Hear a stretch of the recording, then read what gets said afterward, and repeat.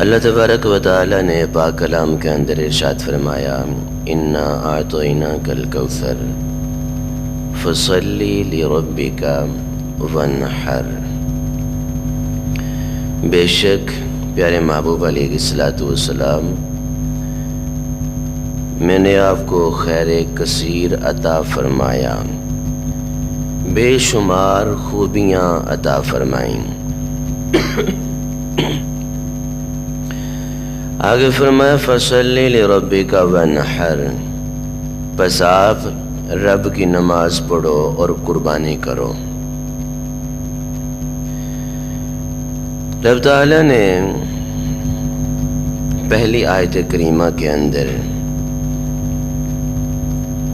فرمایا انا اعطیناک الکوثر، بے شک پیارے محبوب علیہ الصلوۃ والسلام، میں نے آپ کو خیر کثیر عطا فرمایا، بے شمار خوبیاں عطا فرمائیں۔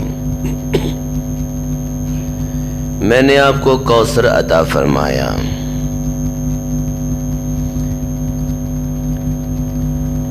رب نے فرمایا کہ کوثر عطا کر دیا، کوثر عطا کر دی، خوبیاں عطا کر دیں۔ یہ نہیں فرمایا کہ میں آپ کو کوثر عطا کروں گا، خوبیاں عطا کروں گا، عطائیں آپ کو دوں گا، یہ نہیں۔ رب العالمین نے فرمایا کہ ہم نے آپ کو کوثر عطا کر دی، بے شمار خوبیاں عطا کر دیں۔ اور دوسری بات، یہ جو عطا ہے نا، خیر کثیر، کوثر، اللہ تبارک و تعالی نے پیارے محبوب علیہ الصلوۃ والسلام کو عطا فرمایا، یہ آپ علیہ الصلوۃ والسلام کی ذات کی وجہ سے عطا فرمایا، آپ کے نبی ہونے یا پھر رسول ہونے کی وجہ سے عطا نہیں فرمایا۔ یہ کوثر، یہ بے شمار خوبیاں اللہ تبارک و تعالی نے حضور کی ذات اقدس کی وجہ سے حضور کو عطا فرمائیں، نہ رسول ہونے کی وجہ سے، نہ نبی ہونے کی وجہ سے۔ اگر رسول ہونے کی وجہ سے اللہ تبارک و تعالی یہ خوبیاں عطا فرماتا تو رب فرماتا انا اعطینا الرسول، اے اللہ کے رسول، میں نے آپ کو رسول ہونے کی وجہ سے ساری عطائیں کر دی ہیں، ساری خوبیاں رسول ہونے کی وجہ سے دی ہیں۔ اگر نبی ہونے کی وجہ سے اللہ تبارک و تعالی یہ ساری خوبیاں دیتا تو رب فرماتا انا اعطینا النبی، اے پیارے محبوب، نبی ہونے کی وجہ سے ساری خوبیاں آپ کو عطا کی ہیں، لیکن نہ نبی فرمایا، نہ رسول فرمایا۔ رب العالمین نے فرمایا انا اعطیناک، اے پیارے محبوب علیہ الصلوۃ والسلام، آپ کی ذات کی وجہ سے، آپ کی ذات اقدس کی وجہ سے میں نے آپ کو کوثر عطا فرمایا، بے شمار خوبیاں عطا فرما دی گئے۔ اور تیسری بات اگر دیکھیں تو اللہ تبارک و تعالی نے یہ کوثر، یہ بے شمار خوبیاں آپ علیہ الصلوۃ والسلام کو حضور کی عبادت کی وجہ سے عطا نہیں فرمائیں۔ آپ کو پتہ ہے پوری کائنات کے اندر، کل کائنات کے اندر حضور سے بڑھ کر رب کی عبادت کرنے والا کوئی ہے ہی نہیں۔ اتنی عبادت کی رب العالمین نے فرمایا قم اللیل الا قلیلا، اے پیارے محبوب علیہ الصلوۃ والسلام، اتنا زیادہ قیام نہ کیا کرو، تھوڑا آرام بھی کر لیا کرے، تھوڑا آرام بھی کر لیا کرے۔ مقصد کہ حضور اتنی عبادت فرمایا کرتے تھے، جس کی عبادت کی جا رہی ہے وہ رب اتنا پیار کر رہا ہے، اتنی محبت کر رہا ہے، پیارے محبوب آپ کی عبادت کو میں نے قبول کر لیا، تھوڑی عبادت کیا کرو، آپ کے پاؤں میں سوزش پڑ جاتی ہے، آپ کے پاؤں سوج جاتے ہیں، تھوڑا آرام بھی فرما لیا کریں۔ ذرا سوچیں کہ اس کائنات کے اندر پھر حضور سے بڑھ کے کون ہوگا جو حضور سے بڑھ کے عبادت کرنے والا ہوگا، جس محبوب کے بارے میں اللہ رب العالمین نے خود ارشاد فرما دیا حضور تھوڑا قیام کیا کریں، تھوڑا آرام بھی فرما لیا کریں۔ پتہ چلا کہ پوری کائنات کے اندر جو سب سے زیادہ رب کی عبادت کرنے والی ذات ہے وہ حضور علیہ الصلوۃ والسلام کی ذات ہے۔ یہ جو خیر کثیر، بے شمار خوبیاں اللہ نے حضور کو عطا فرمائی، یہ حضور کی عبادت کی وجہ سے عطا نہیں فرمائی. کیوں؟ اگر ہم آیت کریمہ پر غور کریں تو اللہ تبارک و تعالی نے حضور کو جو کوثر عطا کیا اس کا ذکر پہلے کیا اور عبادت کا ذکر بعد میں کیا. رب نے فرمایا انا اعطیناک الکوثر، اے پیارے محبوب علیہ الصلوۃ والسلام میں نے آپ کو خیر کثیر عطا فرما دیا، میں نے آپ کو کوثر عطا فرما دیا. آگے فرمایا فصلی لربک وانحر، بس اے پیارے محبوب علیہ الصلوۃ والسلام آپ رب کی نماز بھی پڑھیں اور قربانی بھی ادا کریں.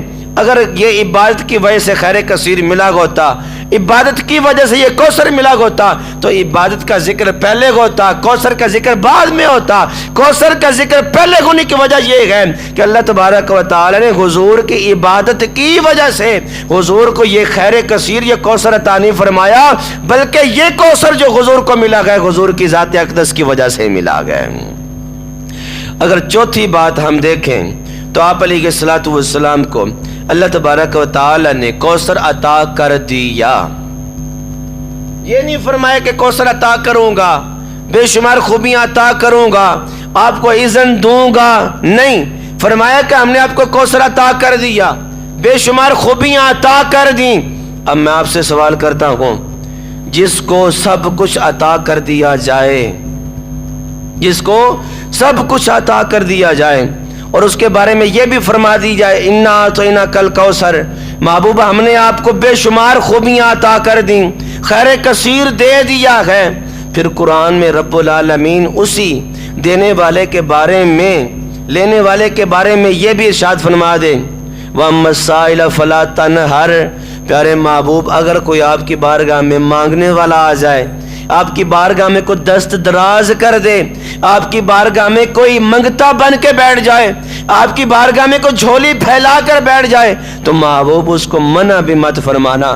پتہ چلا کہ اللہ رب العالمین نے محبوب کو دیا ہی اتنا ہے، دیا ہی اتنا ہے. اگر حضور پوری زندگی بانٹتے رہ گئے، پوری زندگی بانٹتے رہ گئے اور حضور کے بعد حضور کے صدقہ سے رب بانٹتا رہ گئے تو حضور کی عطائیں پھر بھی ختم نہیں ہو سکتی، حضور کی عطائیں پھر بھی ختم نہیں ہو سکتی. تو اللہ تبارک و تعالی نے حضور کو کوثر عطا کر دی. جب وہ کوثر عطا کر دی، حضور جس کو چاہیں، جب چاہیں، جس وقت چاہیں عطا فرما دیں، حضور کے خزانوں میں کمی آنے والی نہیں ہے، کیونکہ اللہ تبارک و تعالی نے خزانوں کی کنجیاں حضور کے سپرد فرما دی ہیں. جس کے پاس خزانوں کی کنجیاں ہوتی ہیں نا، اس کو اذن بھی ہوتا ہے، اس کو اختیار بھی ہوتا ہے، اس کو اجازت ہوتی ہے، جس کو چاہے جتنا چاہے عطا فرما دے، اس کو کوئی منع کرنے والا نہیں ہوتا. اس لیے اعلیٰ حضرت رحمت اللہ تعالی علیہ حضور علیہ الصلوۃ والسلام کی عطا کی بات کرتے ہوئے ارشاد فرماتے ہیں انا اعطیناک الکوثر، ساری کثرت پاتے یہ گئے. پوری کائنات کے اندر اگر ہم نگاہ دوڑائیں جتنا رب نے حضور کو عطا فرمایا کسی کو عطا نہیں فرمایا. انا اعطیناک الکوثر، ساری کثرت پاتے یہ گئے. یہ حضور علیہ الصلوۃ والسلام کی شان اقدس ہے.